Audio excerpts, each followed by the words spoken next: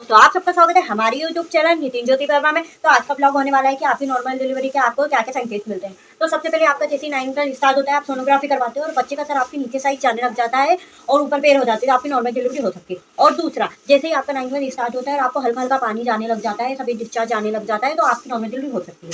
और तीसरा, अगर आपको नीचे के हिस्से में दर्द हो रहा है, पेट के और कमर दर्द हो रहा है, आपको थकान महसूस हो रही है, तो आपकी नॉर्मल डिलीवरी हो सकती है। और चौथा, क्या आपके और आपके प्राइवेट पार्ट में थोड़ी थोड़ी सूजन होने लग जाती है, तो आपकी नॉर्मल डिलीवरी हो सकती है। और पांचवा, अगर आपको मैम ने जो डिलीवरी डेट दी है उससे पहले ही आपको दर्द स्टार्ट हो जाता है, जिसको लेबर पेन कहते हैं, तो आपकी नॉर्मल डिलीवरी हो सकती है। तो दोस्तों, आप बस ये 5 संकेत आपको मिलते हैं और मैं आपके साथ अपना एक्सपीरियंस शेयर करने वाली हूँ कि मेरा 9वां महीना लगा था, तो मुझे कैसे पता चला था कि मेरी नॉर्मल डिलीवरी हो जाएगी। तो मेरा जैसे 9 मंथ स्टार्ट हुआ था, मुझे हल्का हल्का सा पानी जाने लगा था। पहले तो शुरुआत में 1 तारीख से मुझे हल्का हल्का पानी जाता था, लेकिन जैसे टाइम बढ़ता जाता था वो और ज़्यादा होता जाता था। और जैसे मेरी डिलीवरी डेट पास होना थी, मुझे मैम ने दी थी 15 तारीख जुलाई, लेकिन मेरी बेबी 13 तारीख को हो गई थी। उससे पहले ही मेरा 13 तारीख को इतनी ज़्यादा पानी जा रहा था, मुझे पेट लेने की जरूरत पड़ी थी। मैंने 8 तारीख से ही पेट लेना स्टार्ट कर दी थी मैंने, क्योंकि मेरे कपड़े पूरे गीले हो जाते थे और मुझे निचले हिस्से में बहुत दर्द होता था। और मैंने सोनोग्राफी करवाई थी, मेरे बच्चे का सर अपनी पोजीशन में आ चुका था, मेरे बच्चे का सर नीचे की तरफ झुकाव हो चुका था और मेरे पेट में और मेरे प्राइवेट पार्ट में थोड़ी थोड़ी सूजन रहती थी और दर्द होता।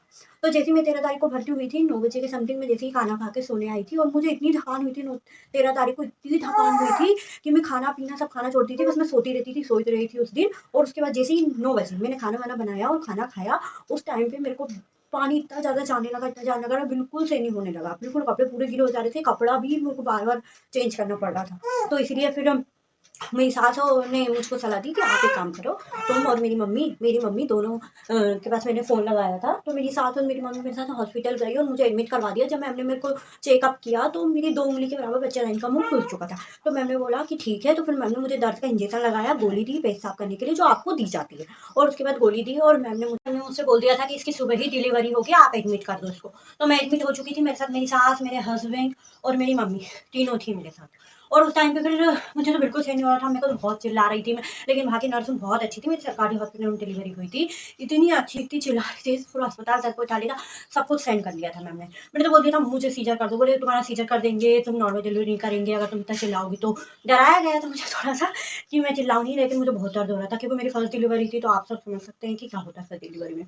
तो उसके बाद मेरी जैसे तैसे करके 3 बज चुके थे मेरे, सुबह के 3:15 पे मेरी बेबी गर्ल हो चुकी थी, 3:15 पे हो गई थी मुझे। और मैम ने मुझे थोड़ा-सा, आप समझ सकते हो, थोड़ा-सा कट लगाती है मैम, कट लगा के बच्चे का सर दिखने लगा था, कट लगा के और उन्होंने मुझको बच्चे को निकाल दिया था, क्योंकि वो 10 बच्चेदानी का मुँह खुलना चाहिए जब नॉर्मल डिलीवरी होती है। तो फिर हमने कट लगा के और मेरी बच्ची की डिलीवरी कर दी थी, मेरी डिलीवरी हो चुकी थी। और अगर आप मेरी डिलीवरी का ब्लॉग देखना चाहते हैं तो मेरे यूट्यूब पे डला हुआ है, आप देख सकते हैं। बस इस वीडियो में इतना ही, मिलते हैं नेक्स्ट वीडियो। और अगर आपको मेरी वीडियो पसंद आई होगी तो मेरे चैनल को सब्सक्राइब और लाइक शेयर जरूर कीजिएगा मेरी वीडियो को, अगर आपको नोटिफिकेशन मिल